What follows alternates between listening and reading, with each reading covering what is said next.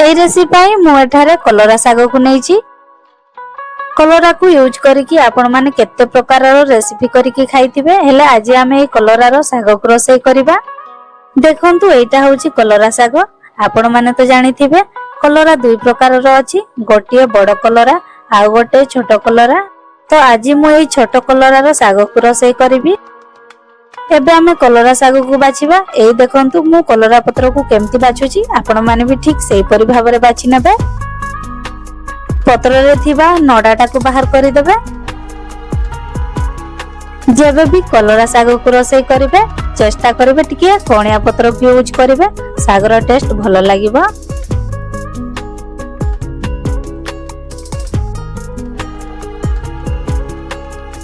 एबे ई पत्र को अलगा जगह रे रखिबा। ए सेम प्रोसेस रे सबु साग को मु बाछि नउची।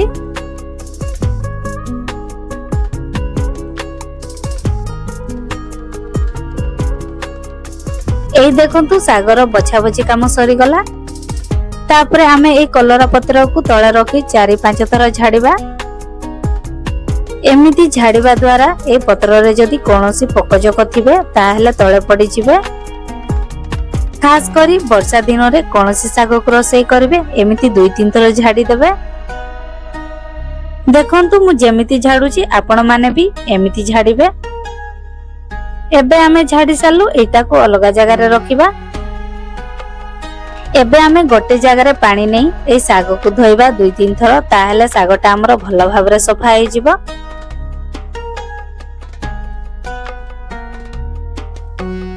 तापरे ए साग को एमिति 2 हाथ रे जाबडी धरी जोरे प्रेस करबा, जा द्वारा ए कलरा साग रे थिबा पानी सब बाहर जिवो। एई साग को एबे आ गोटे जगह रे रखिबा। एमिति सब तक कलरा साग को पानी रु बाहर करि दबा।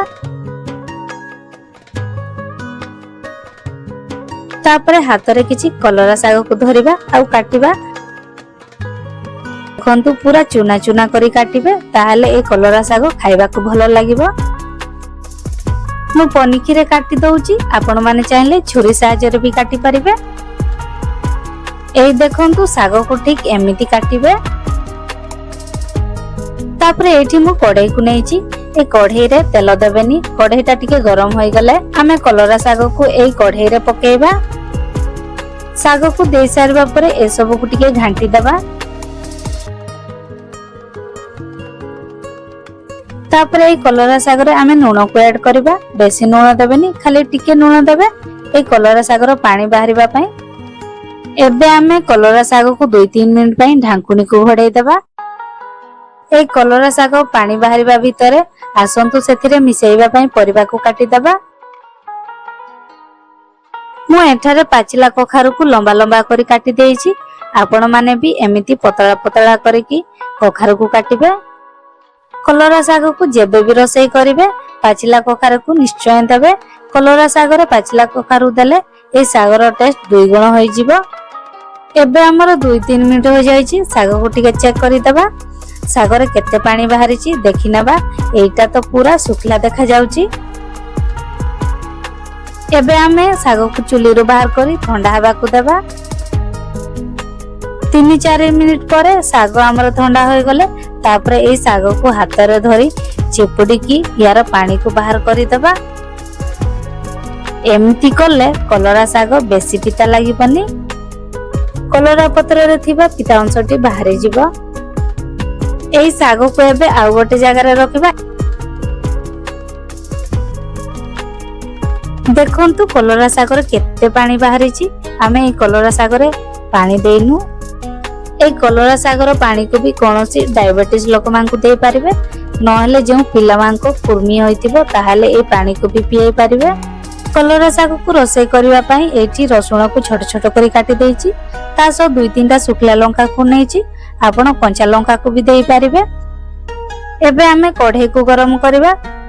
कढ़ाईटा टिके गरम होई गले आमे सरसो तेल को पकेइबा। सरसो तेल को ही यूज करिवे। सरसो तेलर बासना ही अलगा थाए। तेल गरम होई गले एबे आमे प्रथमे रसुण को ऐड करबा।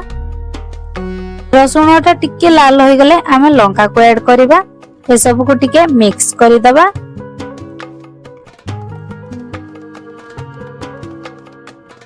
तापर कलरा साग को ऐड करबा। एबे आमे 4 रु 5 मिनिट पर्यंत ए साग को भाजिबा। कलरा सागर प्रोसेस टिके लंबा अछि किंतु मु जेमिति करूची आपण माने भी ए प्रोसेस रे कलरा साग को रोसई करिके खाइबे।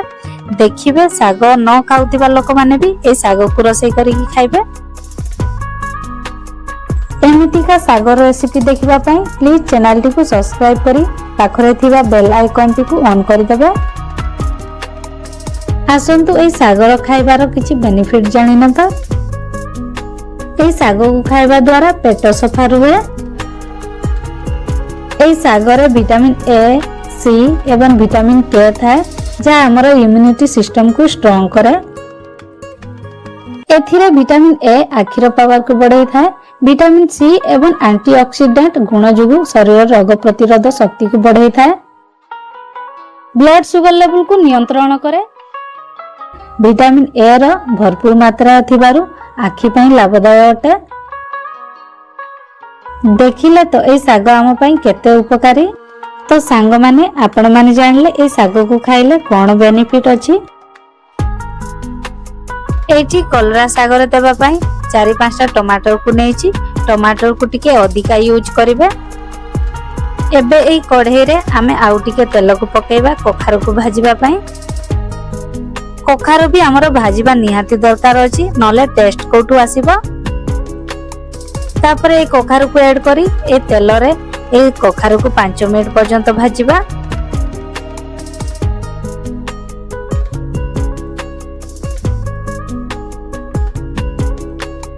एबे आमे स्वाद अनुसार नून को ऐड करबा।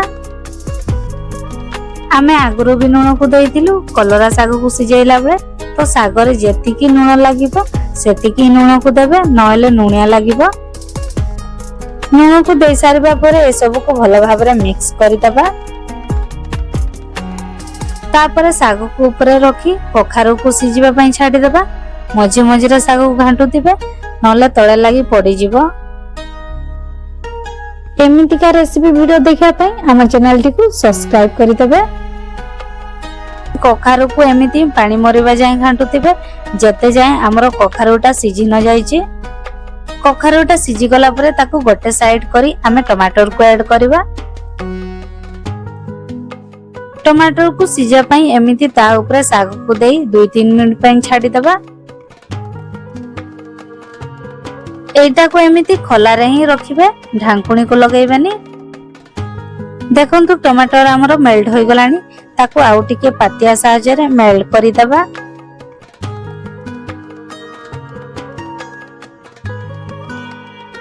देखंतु हमरो कलरा साग रेडी हो जाई छी।